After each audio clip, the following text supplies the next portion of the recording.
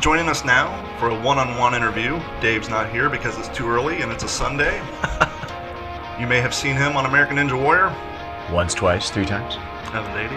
You may see him at your kid's elementary school teaching them how to be physically fit. Yeah, I'm there in the good way.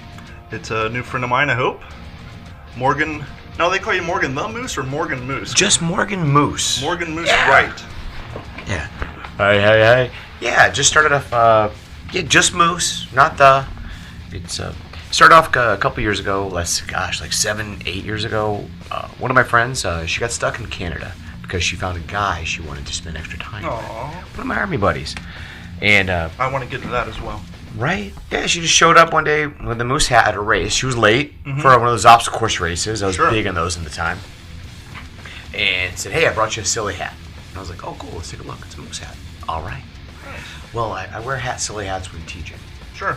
Because it's super interesting trying to get the attention, especially like 5, 6-year-olds. Put a silly hat on, though, they are staring at you. Yep. So I ended up running the race, a fun lap after the elite wave, and wore the hat. Because a lot of times, the top racers will come in, they will race, take their check, and go home. Sure. And I like to hang out because the running for time, there's nothing fun about that. Your inner child is crying after the first half mile. Yeah. So I always stay and run a fun lap with people and hang out. And then so I did it wearing a Moose hat, and everyone's like, oh my gosh, you're that nice guy. You helped my friend, my mom, my sister get through the course. So it just kind of stuck, and people started calling me Moose. Nice. Yeah, it made it fun.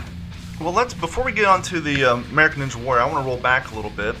I'm assuming fitness obviously was a big part of your Army career, but did fitness for you start before you enlisted into the military? It was always kind of hit or miss. Some days I would get into it, other days I would really get into video games. Sure. That's what you did when you're in your teens and 20s. Yeah, you're about my age, so we had the Super Nintendo, the Mario Kart. Yeah, back when video games were hard. Yep. Back when you only had 4 buttons instead of 9. Right. No save feature. That was it. Yep. You did it or you died. Yep. Looking at you, Battletoads. Ha! Battletoads. There's a throwback. How about Base Wars? Remember that one? Oh my gosh. For those of you who've never played Base Wars, think of an 8-bit baseball game, but you had floating robots. And so if you're a good enough pitcher, you could blow the head off the batter. You can damage them, but basically you had floating robots playing baseball. And it was a lot more interesting than regular baseball. No one loses their head in regular baseball. It would make those 12, 13-inning games a whole hell of a lot more interesting. Oh my God, yeah. When you're playing a game, and the perfect game is no one hits the ball. Who are the diehards who keep the season scorebook? They not only have season tickets, but they show up and they write down every error, every hit. It's like, and at the end of the season, you got what, a stack of books? That's what they do. I tease one of my buddies. He still has a baseball card. So I'm like, you're 10, 11, you got portraits of your heroes. But I'm like, you're a grown man now with pictures of other men under your bed. Yep. None of them are worth anything. These aren't the cards from the 50s. Once the 70s and 80s came, they produced so many of them. Yeah. That very few of them are actually worth anything. Yeah, it's kind of like comic books. You used to collect them because you wanted to know how the story went. Yep. Now everyone just scans them up to the internet. Having the physical copy doesn't really matter anymore. Or you have to buy 2 of them, want them to keep pristine just in case. In case. Heaven forbid you crack that cover and get just the slightest little wrinkle. Oh, damn. Worthless. Yep. Worthless. Waste of $4. So, what age did you enlist? Oh, goodness. I enlisted at age 17. Really? Right. Yeah. You know what? I had never actually thought about the military. And I was a grocery bagger at Publix. Nice. And, making my $3.85 an hour. And I saw the announcement of the starting of the Gulf War. And I had never really thought about the military before. I never really thought much about the country. But I'd always watch the news with my father when I got home. So, that day I got home or that evening, watched the news, and I saw the conscientious objectors who were like, I joined the service, but whoa, I didn't plan on doing any fighting. Yeah, there wasn't war going on when I was here. This is not what I signed up for. And for some reason, I just felt ashamed. Like I saw that, and I was like, how? Yeah. And 3 days later, I was signed up in the little delayed entry program. The couple of days after I graduated high school, I was off to boot camp. Where'd you go? Fort Leonard Wood, Missouri. Town population 1,600. Training post was like 40 to 60,000. Now, were you there processed during the summer or the winter time? Because there's a huge difference, I'm sure. It was that awkward time where we started off at the end of October. Nice. And so it was super hot. It was super hot at okay. first, but it was autumn. Autumn was coming. Mm-hmm. First time I'd ever seen autumn as a Floridian. Yeah. And then we hit just as winter started. It's kind of hard to appreciate color of leaves changing when you're getting screamed at. And it was funny because the drill sergeant's taking a really good shine to me. Mm-hmm. I say that in air quotes because my middle name is Sunstar. My parents really enjoyed the 60s and 70s. Sure they did. So they're going through old Morgan. Sunstar, where you at, boy? We're going to be friends today. and I owned it. I never had any, I never felt teased or anything. I was like, yeah, that's my middle name. Yes, my parents were in fact hippies. No, I am not part Indian. And I remember at one point I was just staring at the leaves, incredulous. And a drill sergeant yelling at me, "Oh, you never seen no damn leaves before?" "No, drill sergeant." And he kind of looked at me. He's like, "Fine, you got 2 minutes. Go do what you do." And I'm like, through the leaves, rolling around. Don't leave angels. I was amazing. I was like, oh my God, this is what the rest of the world gets to see. Yep, I grew up in Ohio and Kentucky, and so down here, well, before I moved to Florida, I lived in California. I lived in Long Beach for 3 years. All right. And then as I drove back across country, I was reminded, oh yes, our country is green. It's not brown and dirty. And then as you drive through the Panhandle and you get lower and lower into the state of Florida, you're like, yep, there goes the green. It does. It sneaks up on you. It's like, so that was boot camp, and then later on it's in San Antonio, Fort Sam Houston for the advanced schooling. And I spent a lot of time being stationed with the infantry in Fort Hood, Texas. Okay. Where I made the boxing team.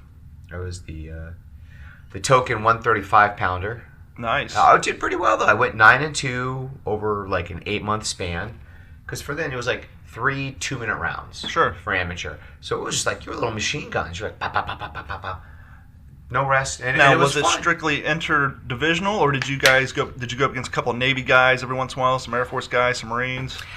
You would think, but no, it was pretty much civilians or other Army bases. Sure. Which was kind of depressing. You see all the movies. Mm-hmm. Oh, it's going to be against the Marines or the Air Force. Which, by the way, surprisingly, the Air Force does tend to have some of the best boxers. Yeah. We always think it'd be the Army and the Marines, but those Air Force guys, I don't know, they show up and they're like, "Hey guys, how are you?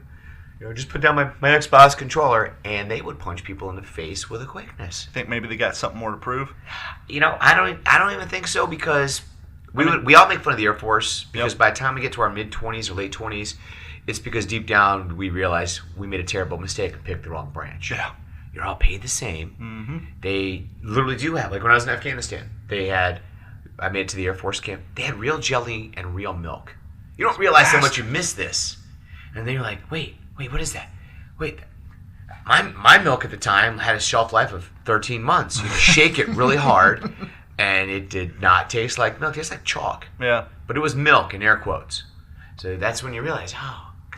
And they didn't care. They're like, yeah, sure, whatever. Yeah, say what you want. I'll be in the chow hall. I'll be in my much nicer gym. Because you realize they had all the supply shipments coming in to their base. Yep. And just like any time you're at wartime, the guys who are back in the rear with the gears, they get access to that stuff first, and the fellows out in the forward operating post, they get what's left. That is true. And your guys' meals are being heated through chemical compounds and types of foil in the sun. And it would vary. It was very awkward deploying, because they would say, hey, make sure you bring your cooks, bring your generator repairmen. We'd show up. They'd be like, okay, well, we're going to have those guys do tower duty. We've purchased civilian contractors to do all your cooking and all your repairing. We're like, wait, then why did you tell us to bring these guys? No reason. So, yeah, it got kind of awkward. Yeah. It's very, very interesting. I am looking forward to that. I'm glad that we're drawing down. Afghanistan, definitely a timeless country. Mm-hmm. The French couldn't do anything in the 70s. Russians left in the 80s. I'm not sure what we thought we were going to accomplish. Yeah. But it's kind of like the old joke. If you go back and watch Saturday Night Live with the news of the weekend, trouble in the Middle East, and then that was the punchline, and then they would move on. So it's been like that for the last 40 years. I mean, it's just like constant. 4,000 years. Yeah, it's like how do you think you're going to change the idealism of a group of people that's had the same problems since basically their existence. I mean, it's insane. You think you're just going to roll in here with our Starbucks and McDonald's and say, this is the way to do it? Which, I mean, that works for Europe. Yeah. It's not gonna work there. No. So I'm glad there's a bit of a drawback. I really think that cyber warfare is warfare of the future anyway. Mm-hmm. All those guys with the little predator drones, Mm-hmm. some guy sitting behind a computer, that's the future. As scary as that sounds, it's almost a good thing. I would rather lose a couple $1 million worth of drones than human beings. Than people. People. It's like I think the day of a large land-based warfare is to an end. Up until the day where the large EMPs go off, then we may have to rethink. But yes, that is true. And even then, it's still always going to be field artillery. Yep. People think of the military, but World War I, World War II, artillery. There's a reason they call it king of the battlefield. Mm-hmm. So it's good times. So you, how many years did you serve? 14. It was a mixture of active duty and National Guard. And you made it all the way up to first lieutenant? I did. I was first lieutenant promotable, and I was in line for company command. I did very well in Afghanistan, as far as the lieutenants go. I just got tired of not seeing the wife and kids. Yeah. I missed my daughter's birth with Afghanistan, and I love my wife. Let's go ahead and get this out here. I love my wife, Lisa. Wonderful woman. She has a challenge at taking birth control anytime I deploy. She's like, well, it's not like you're home. Mm-hmm.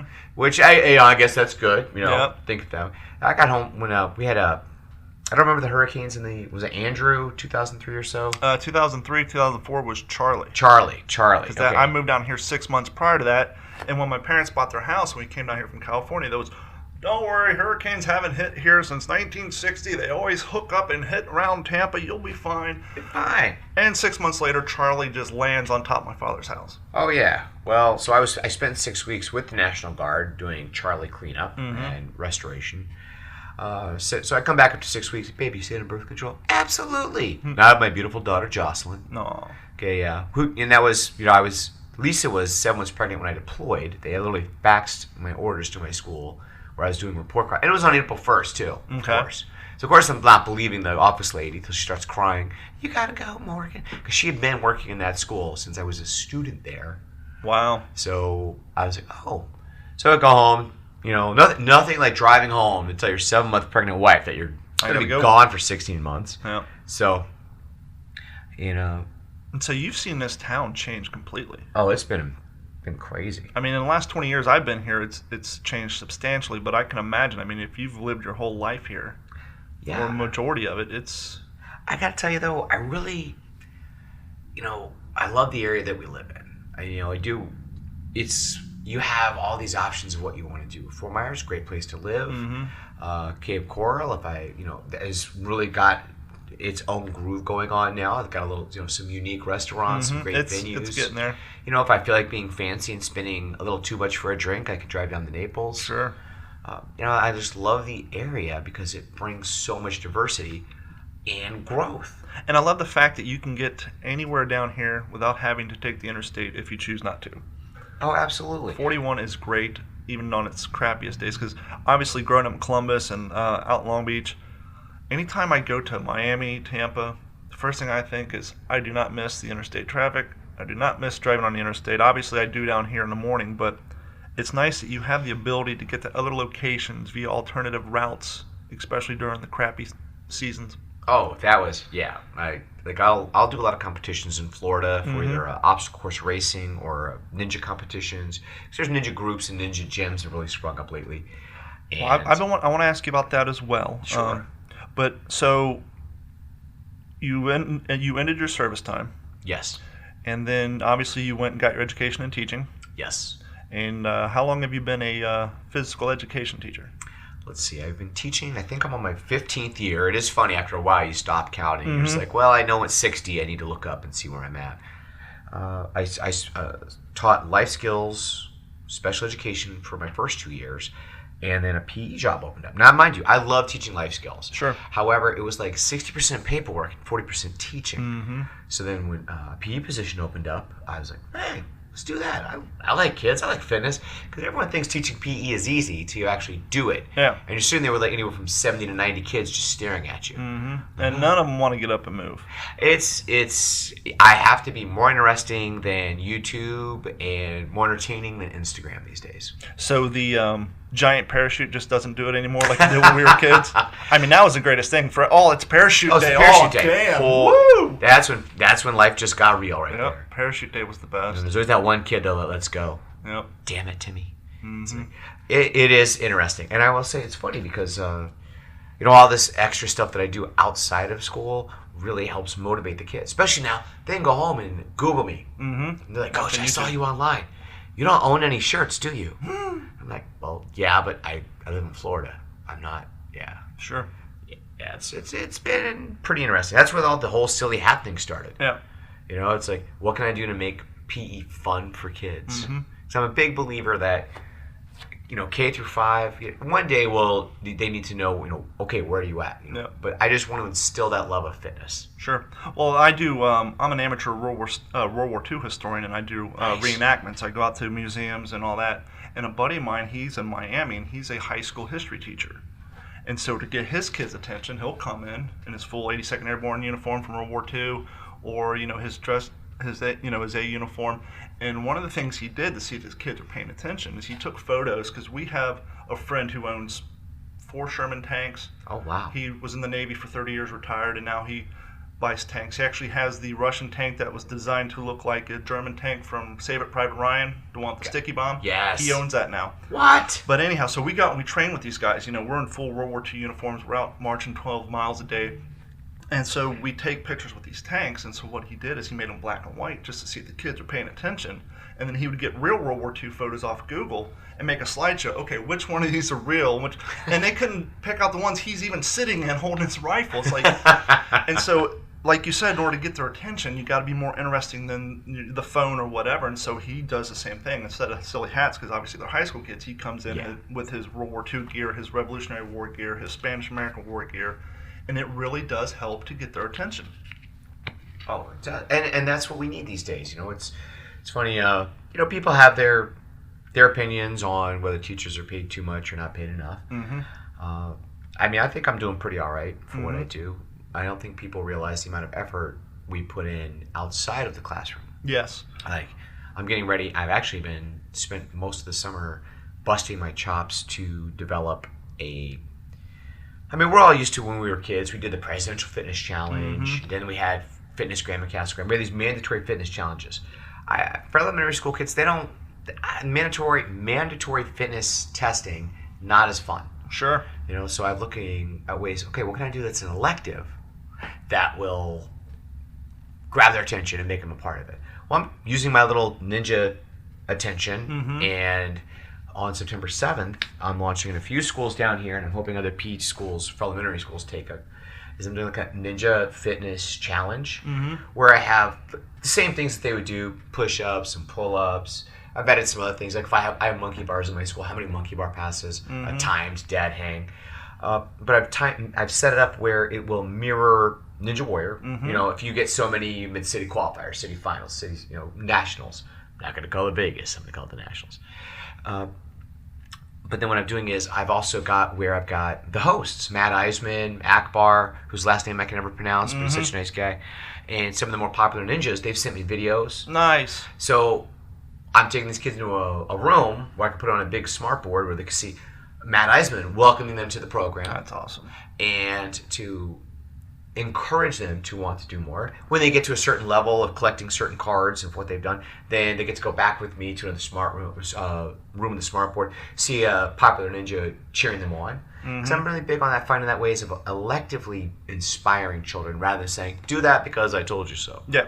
Like even when I tell them we run laps, we run laps because you've spent your spend time. The more in shape you are, the more energy you have to do the things you want to do before you become tired.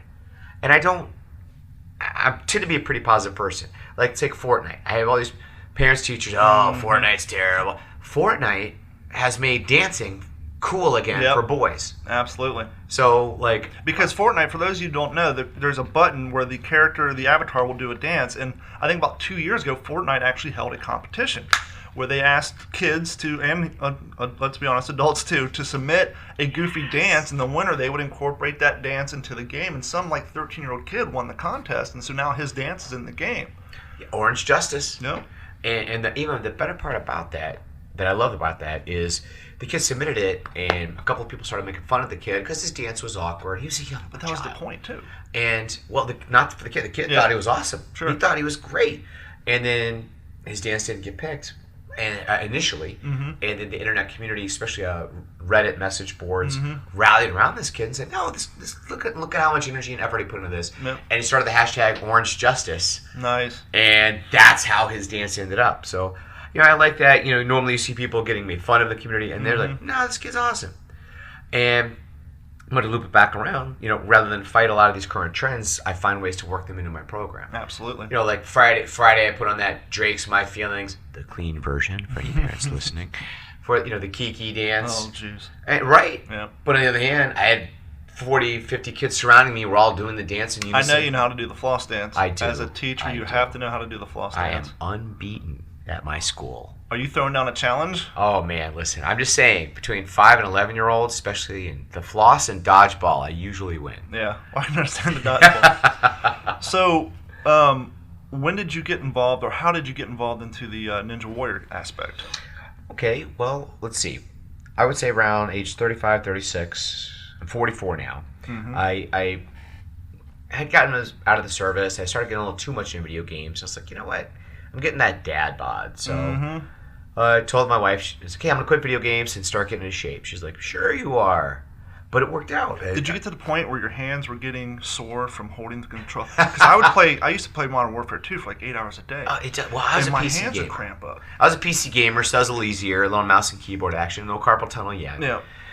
So I started running, started lifting weight. I got into MMA and obstacle course racing, which is like we call mud runs. Yeah, I've been joking myself that I'm going to get into that. You should, because the thing is, if you're not running the competitive wave, then it's a lot of fun. Sure. Because you can just jog and trot. I have friends they'll start drinking on the start line because the finish line doesn't move. Yeah. You'll get there eventually, and you'll have a lot of fun doing it. I will say for Florida, Savage Race is by far the best bang for the buck. Yeah, you and I share a common person we know, Angie and Joe. Yep. I've been doing their facility since actually when we both started our businesses, because I do computers, they do physical therapy. I met them through a BNI network.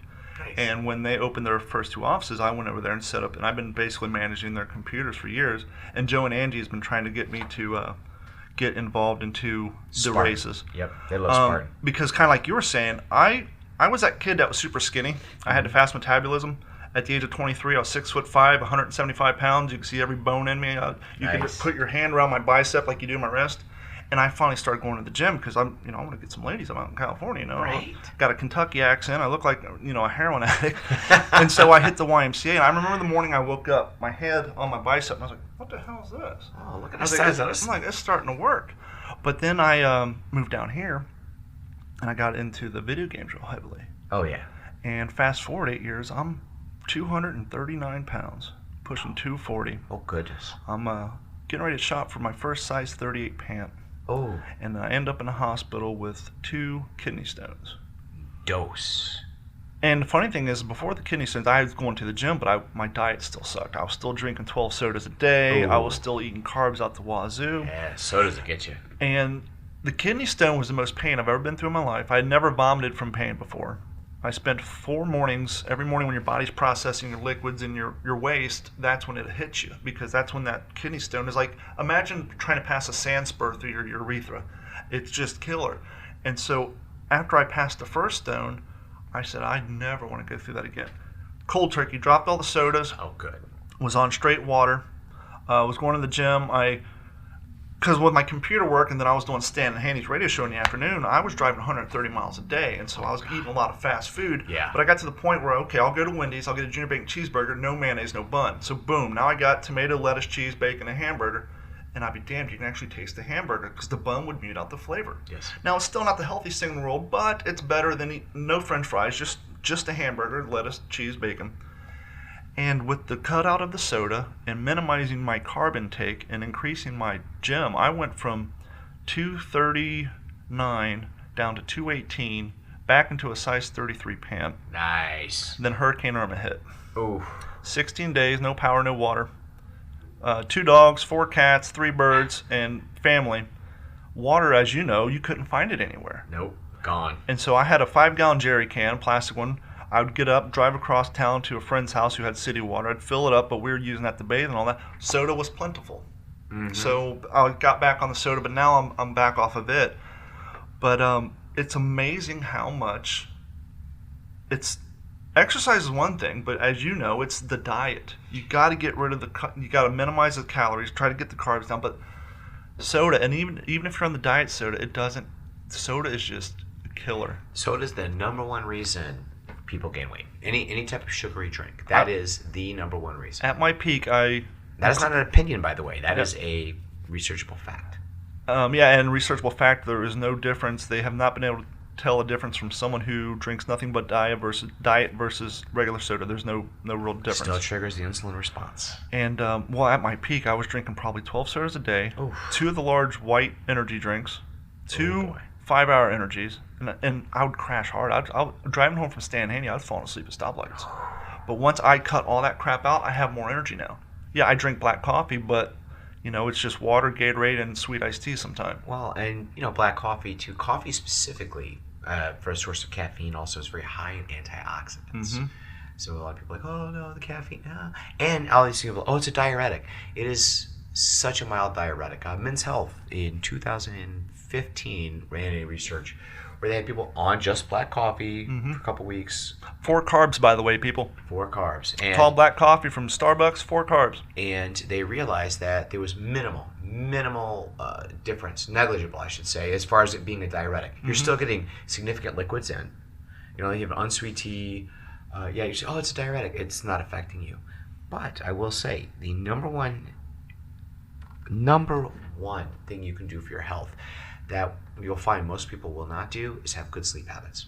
Yeah, my sleep habits suck. I average 5.5 hours of sleep a night. Yep. And then I'll have clients for personal training, and they'll say, "Oh, well, I don't have time for that." No, and I don't have time really means it's not a priority. Because we have time, it's just not a priority. But good sleep habits lets you make better. You're more rested. You will make better choices. You now have the energy to make yourself a meal instead of eating the drive-through. You now have the energy to go to the gym instead of I'll do it tomorrow. So the order of importance is good sleep habits, reasonable nutrition, and then fitness. I treat my body like a truck more than a temple. Sure. I put mostly good things in it, and it performs pretty well. Well, and most people on average take about 20 minutes from the time they get up to the time they walk out the door if you're not a female working on your hair and all that. So what you do is you get up, get a pot, fill it full of water, throw 4 eggs in there, turn it on, get ready, and as you're leaving, you have hard-boiled eggs ready to go. There you go. Boom, done. Didn't have to multitask. It's even easier for me, actually. It's been the latest craze. Everyone's kind of realizing that everyone's on that keto diet, but they're realizing it's not sustainable. Sure. It's not a sustainable diet. Whereas I do intermittent fasting. All my meals take place from 1 p.m. to 9 p.m. every day. I have an 8-hour window. All my calories come in. Works really well with teaching because I don't even get my lunch break till like 12:45. So then, I go through about 15 minutes worth of emails. It hits 1 p.m. Boom, I have my first meal. Usually it's got some high in fat and protein. With intermittent fasting, you hit a mini ketosis phase every day anyway. So you're burning fat. And I can exercise in a fasted state. Doesn't bother me. And I found that is by far been the most effective way for me to burn body fat. Even if I'm sometimes I'll take a couple weeks off from training, I'll still stay below 10% body fat thanks to intermittent fasting and making sure I have good sleep habits and reasonable nutrition. Sure. We keep digressing from what everybody wants to hear about, which is the American Ninja Warrior. Yeah, you asked how I had got started. Yep. I was doing all the obstacle course racing and the MMA at the time. And my daughter, of all things, both my kids really into the show, love the show. And I was like, they're like, you gotta apply for the show, Dad. You really got to do the show. Yeah, sure. Well, for my daughter's 10th birthday, I was like, I'm pretty good on, talking with the kids. I'm upfront about things. Money in general. I was like, okay, it's your birthday. We're not going to go too crazy. What would you like? Well, I really want you to apply for the show. Okay then. So I looked it up. It's like a 10-page application process online, but then you also have to submit a 3-minute long video showing your personality and your athletic prowess. Sure. Because they want to balance. Because ultimately, while it is a athletic show, it's still a show. They need to know that you have a personality. Well, and that's what a lot of people don't realize when it comes to the reality quote-unquote shows. And you'll see it a lot in Big Brother on CBS at the beginning of the season. The guys kind of act like a weirdo or something just stupid because they come in there and the producer's like, okay, you have to have a personality. You need to come up with something. You need a shtick almost. And all these people, they're not professional actors. They've never been around this stuff. And so when they first try, it's a little far-fetched and goofy, but as their time on the show extends, they settle more into the role and you can take them more seriously. And kind of like back when American Ninja Warrior first started out, you'd see a lot of people. It almost reminded me of the old MX 3000 on Comedy Central, where the Chinese overdub and all that. You'd have some people coming out and dressing up all silly, but then more and more people started to take it more seriously, and they would hone their personalities. And their personalities and their athletic skill too, Yeah. because a lot of people would show up being kind of goofy, but then they would wipe out really right away, and then they realize I've been sitting here 8 hours waiting to do this, and I'm 30 seconds in, and I'm done. Oh, for the year, done. And I was not honestly expecting a call because Jocelyn, she followed me around with her cell phone and filmed everything. Actually, no, at that time she did not have a phone. She followed me around with my phone and filmed my entire sequence. Was not expecting a call. Got the call. Panicked. Ran over to competed in Georgia that year, and I ended up wiping out on the 4th obstacle, the basket spin. What I didn't realize at the time was how well received I was with the crowd. Yeah. I mean, no one knew me. I was, a super cheerful bearded guy running around in the silly moose hat. Sure. Because I would often compete wearing the moose hat because I'm not that great of hearing to begin with. It lets me focus. Doesn't bother me. And it would let me find my pictures. When you go to like those races, they give you 3 pictures. I would just be able to scan quickly until I saw somebody wearing a silly moose hat. Oh, there's me. Well, and let's be honest, you spent 14 years in the military where you always had a cover on your head. Yeah, you're used to running, ducking, jumping, diving with a helmet on. Oh, yeah, so this was super easy. Well, and I went on stage for my first season at 3 a.m. in the morning. A lot of people don't realize they film at night all throughout the night. So 3 in the morning in teacher time was like being awake for 2 days straight. Sure. But the crowd loved me. I was dancing around, just being me. And that's the thing is, like you said, a lot of people have a shtick. I was just being myself. Yeah. I'm always genuinely happy to be somewhere. I tend to be an optimist for almost everything in life. And it went really well. Yeah. Were you surprised over the amount of grip required for this obstacle course? Because when I watch this show, I'm like, 60% of it seems to be grip. You have to have good grip, it would appear. At least I've never done it. I'm just as the guy on the outside. Because basically, I would watch the show when I was running on the treadmill at the gym because I find the show incredibly motivating. Yes. Yesterday, I was watching your season again. I was going back and watching it, and I watched like 3 episodes, and then I went out for the first time because I just got a heavy bag off my dad because he retired it. And I did it for the first time. I did 20 minutes straight on a heavy bag. Oh, that's brutal. And my hands are shaking. My hands even today still have a shake to them. My arms are sore. My rotator cuffs. But because I had been back to the previous conversation, the second kidney stone from last year finally dropped, and I've been dealing with it for the last 2 weeks. So I try to go to the gym at least 5 days a week, and I've only gone twice this week. And so I was watching American Ninja Warrior yesterday. I went out and did my heavy bag and sweated my ass off out in the garage because nothing like doing 20 minutes of beating a bag in a hot Florida garage, but it really helps. It'll do it for you. But I just find the show incredibly motivating. It does motivate you, and I know season 8 motivated me. So I was surprised when they called me back for season 9. I felt ready because you're right. There's a lot of grip, and I do a lot of pull-ups. I throw a towel over my pull-up bar, and I grab the tips of the towel to do my pull-ups in to work on my grip. I do grappling. I'm over there. I know we have a UFC fighter, Nico Price, in town. I have been training with that guy for several years now. They just opened up Futures MMA off of Pondella. I've been out there. The wrestling with the gi on helps with the grip. Sure. I do rope climbs. You saw my Facebook page and on my YouTube. I mean, not my YouTube, but Instagram. I have a lot of rope climbing. I do work the grip. It paid off for season 9. I made it all the way to the Vegas finals. And that's it. Going to Vegas in your 40s, so much different than your 20s. Yeah. Like, I'm like, oh my God, look at this buffet. I'm going to catch a show, some sightseeing, and oh my God, I've turned into my father. My brother lives in Vegas, and he got married in the middle of August. Oh, jeez. And decided they wanted the great wedding photo in front of the Bellagio fountains. Why wouldn't they? And so here we are, all standing out there in black tuxedos. Unbeknownst to us, the fountains were off schedule that day to do maintenance. Oh.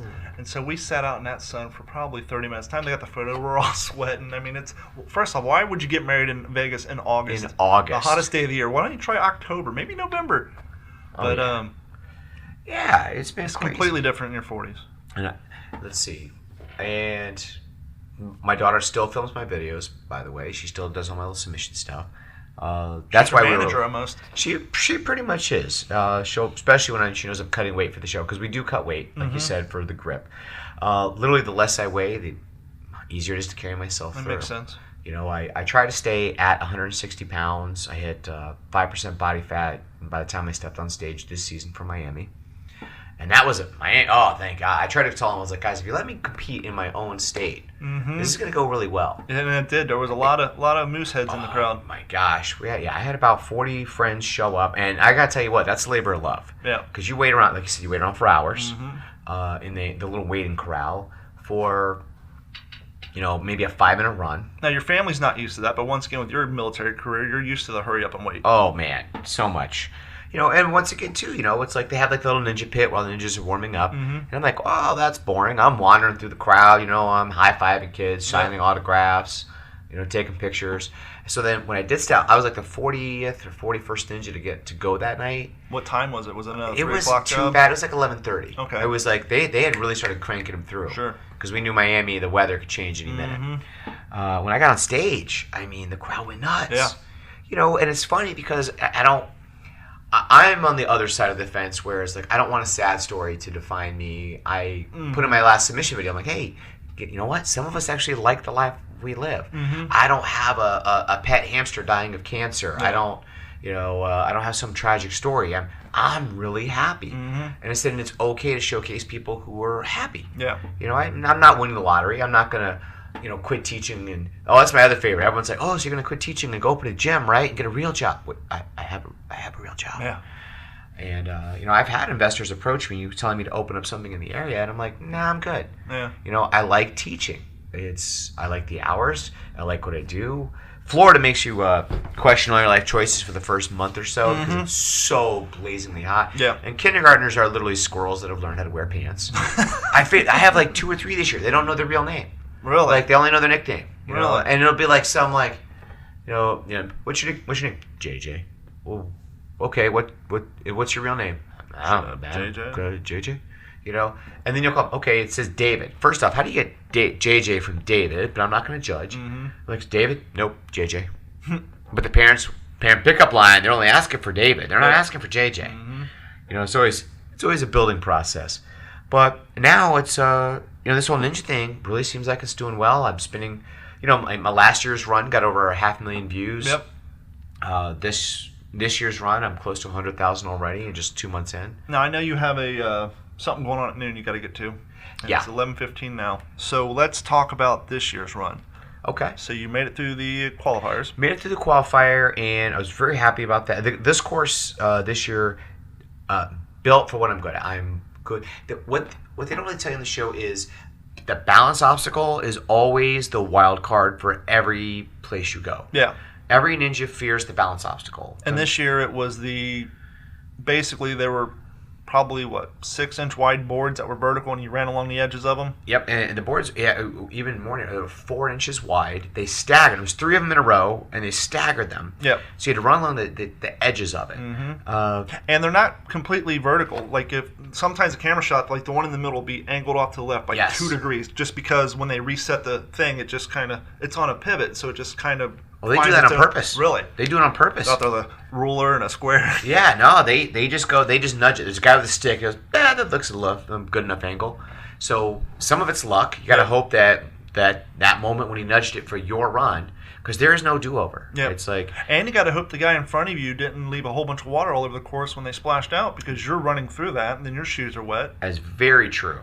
And and I knew that I was in a high profile episode too. I mean, I have a huge crowd there. I have Jesse Graff, I have Drew Dreschel, I have a bunch of just really big names, J.J. Woods. Well, and let's be honest, you're getting there too because now they're using you. They're making B-roll of you. They're not, they actually have you going somewhere, I'm assuming, in front of a green screen. You're doing some moves or whatever because during the episode intro here is Morgan the Moose, and you're doing your little moves. You're kind of laughing, doing your thing. So obviously they took you off in front of a green screen. They don't do that for everybody. That is very true. You're kind of making a name for yourself.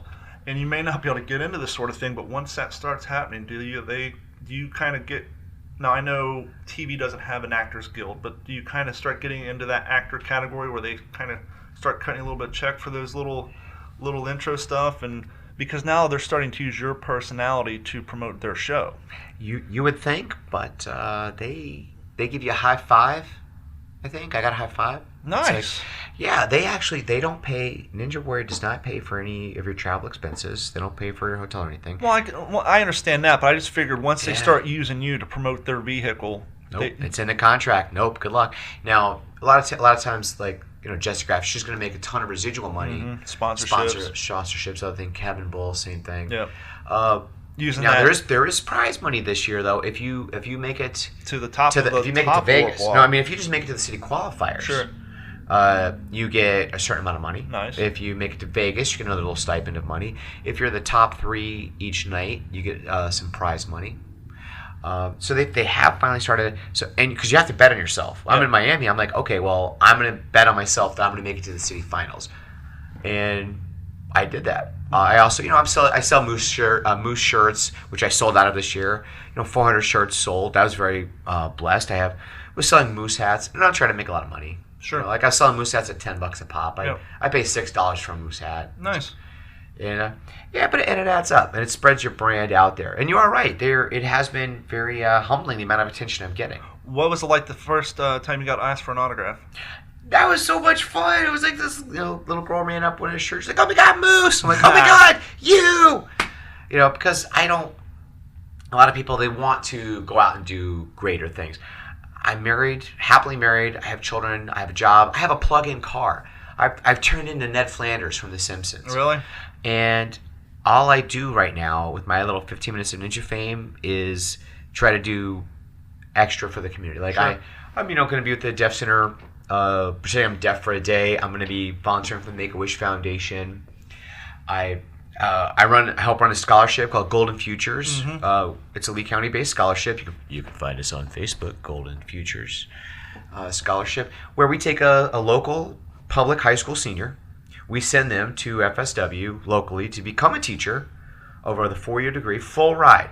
And then they turn around and they teach in Lee County for a minimum of 4 years. Nice. And it's teachers making teachers. I worked a lot to raise money for that scholarship because I'm really big on teachers creating teachers. And when I'm launching this Ninja Fitness campaign on September 7th, I'm doing everything I want to do because I want to be able to love the life I live. Absolutely. And I'm 44. I have no grand illusions that I'm going to quit teaching and go open up a ninja gym. I'm almost to that point where life stops giving and starts taking away. Mm-hmm.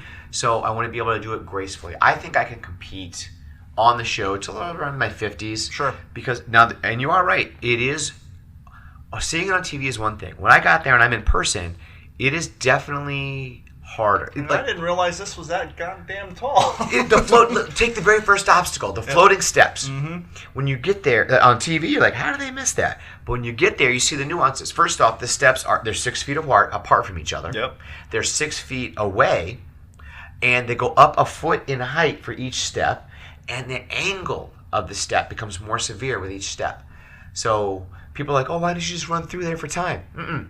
You have one shot. Mm-hmm. If I miss that jump, my season ends just like that. Yep. And I'm not going to do that.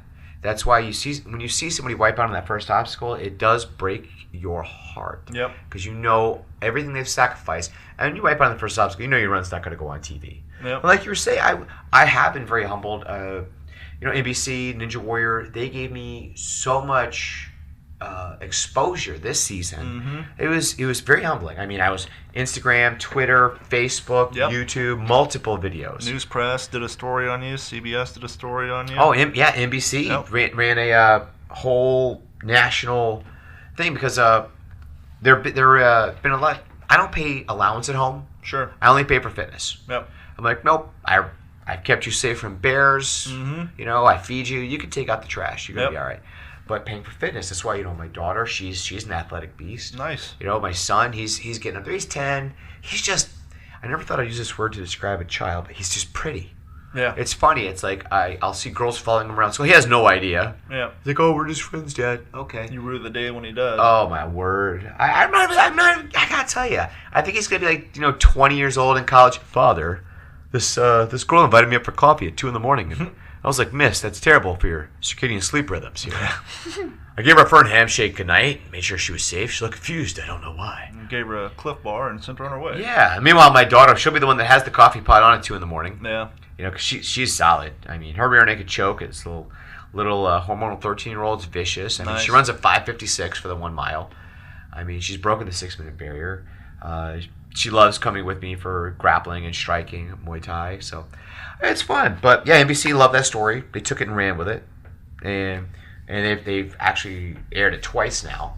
So it's fun. You know, I'm getting the level of exposure for things I want to be exposed for. You know, children. Because normally, lately in Florida, when you're a school teacher, you don't want to be in the news. It's all about shooting. It's been rough. It's been rough. It's either shootings or the curriculum, the testing. Yeah, or some female teacher who decided her 13-year-old or 14-year-old male student was super cute. Yep. It's so awkward. That's husband material right there. He's only 12. Yeah, he's gonna have a job in 4 years. So you made it through the city qualifiers. Made it to the city qualifier. Hit that buzzer. Now, do they film that all in the same day, or are you there 2 days? 2 days. They do all the qualifier runs. About 115 ninjas run the first night, and the next night, the top 35 are the city finals, and that's dun dun dun. By the time you finish the city qualifier, they finish filming at about 6:30 in the morning. And if you know that you're in for the finals, you have to stay there and do all the final shots and promo clips. Sure. So I didn't make it back to my hotel, and showered, fed, and in bed till about 9 a.m. Wow. So, and then I was up by noon because I had to, feed myself, get rest, get back on set by 3 or 4. I try to take little cat naps. By then, you're not going to sleep. Yeah. You're too excited. You're all like, ah. So I hit the stage at about 11:30 or so, and I had watched the second obstacle, the cannonball drop, just demolish ninjas. Yeah, I think it took out 8 to 10 guys. Yeah, it did. It was demolishing them. Well, and not only is that grip, not only are you holding onto a small ball, but they intentionally put like 4-inch drops in that bar. Yeah. And so as you're going down, clunk, clunk.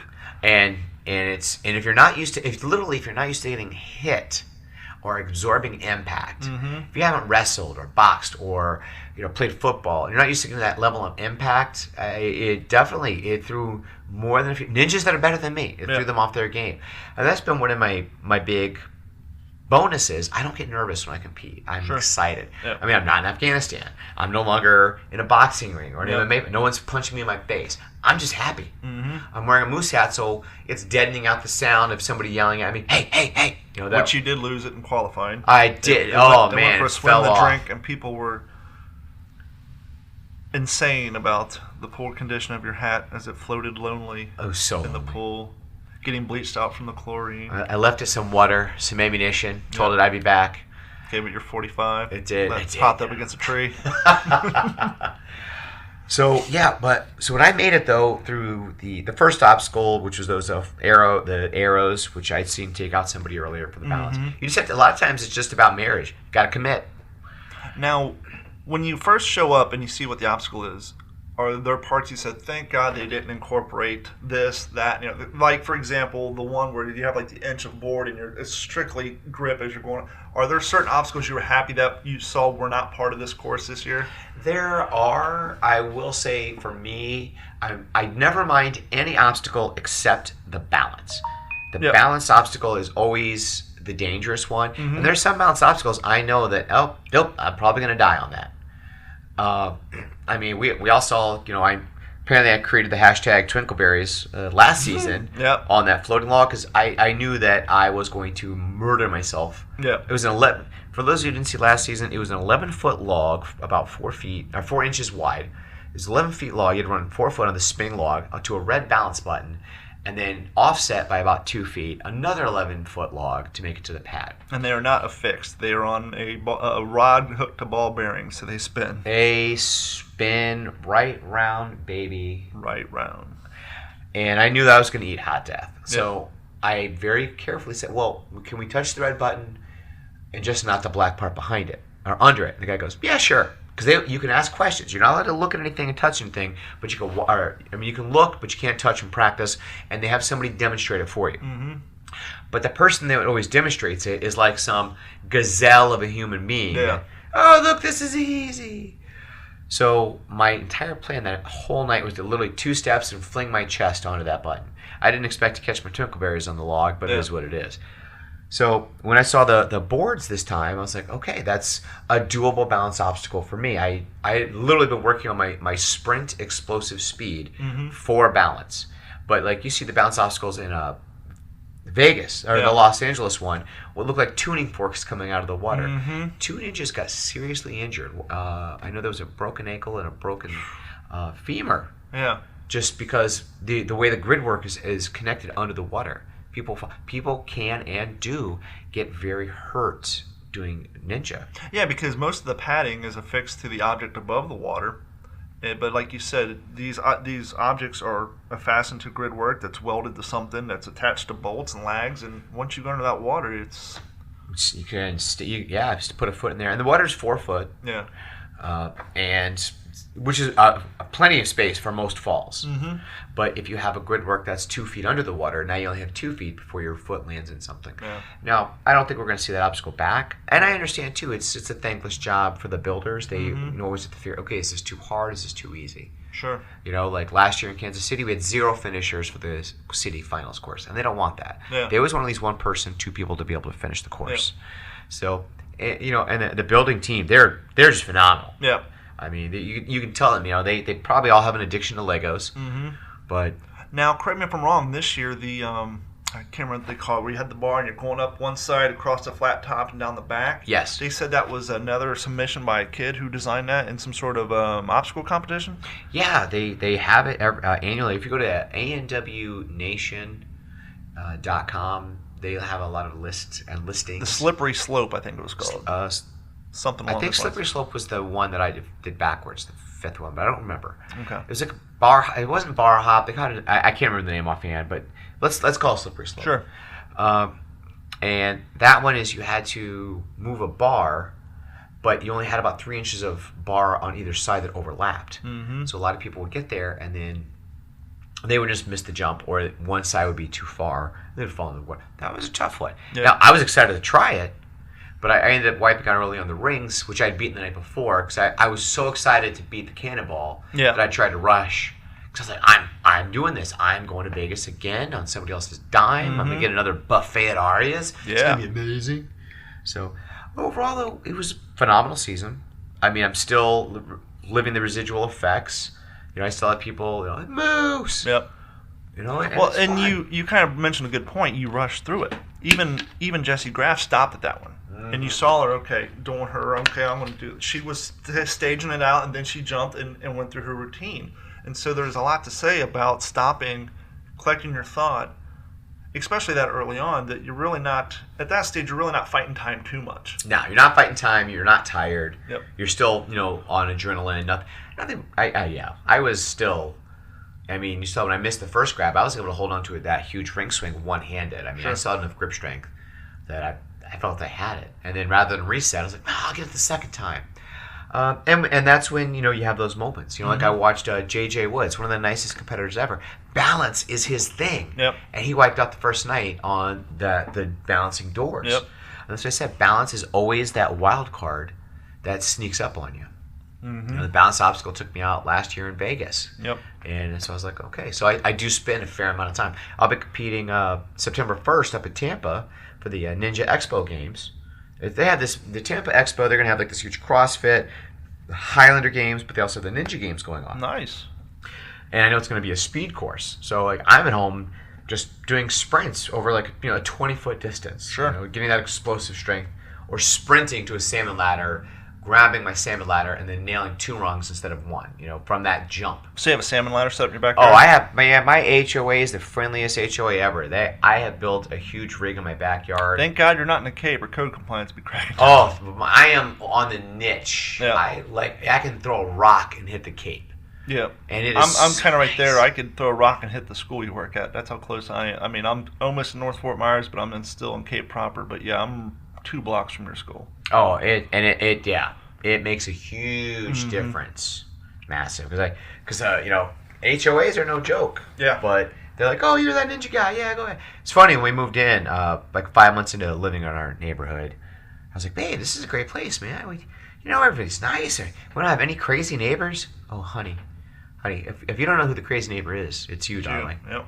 Because I'm like, all my fitness takes place out of my garage. Mm-hmm. So I look like I never own a shirt. Mm-hmm. I'm always like 15 steps from death because I'm sweating. I'm doing, weighted lunge. I put 140 pounds on my back and I'm doing lunges up and down the sidewalk. Doing sprints out front. I have a tire drag. Nice. So they're like, no, it's you, honey. That's why everyone's polite and waves at you. They assume you're that guy. Well, Morgan, thank you for your time. Thanks for having me. Good luck in everything you do. If you want to come back on once you get your school fitness thing promoted going on. Real quick, I want to mention that. Were you surprised at some point as your notoriety is building when you start getting the private messages about thank you for the motivation, the photos, the thing? Because what people don't realize is when you start posting photos of your workout and all that, after a while, you will start getting those private messages from people saying, hey, I just want to let you know I see all your check-ins, I see all your photos, and it's great, help motivate me to get to the gym. Was that surprising when that started happening for you? I got to tell you, it really is. My number one fan is middle-aged dads. Mm-hmm. They're like, hey, and they're all super cool. They're like, hey, man, you know what? You motivated me. I'm getting back to the gym. I'm playing more with my kid. Spending less time, watching, sports watching less television, and it is, Instagram is, I'm Morgan the Moose on Instagram, and that's where I think my largest fan base is. I'm around 18,000, which was funny. I went from like 1,000 followers before Miami. I got like 300. Yeah, it's crazy. Yeah. It's crazy. And I have so many kids, especially like old students, that'll message me, Coach. And I love that. I really do try to message anybody. I try to message it back. I've had a couple of weird messages, but overall, most by far, resoundingly positive and normal. And I do get that, and I love that because that's the influence I want to have. Sure. I know I'm not going to get bags of money doing any of this, and I'm okay with that. I live a comfortable life. Mm-hmm. I spend within my means. I'm happily married. I like my kids. Sometimes I even love them. It's like it's fun. Yep. But yeah, being that little motivation, it motivates me to keep wanting to do what I do. Because I'm by no means on your level whatsoever, but as we talked earlier, I did have a substantial weight loss. Yeah. And one of the things I did for myself is anytime I went to the gym, I would just check in. I wouldn't post anything. I would just check in so that I can go back on my timeline and see how many times I was going to the gym.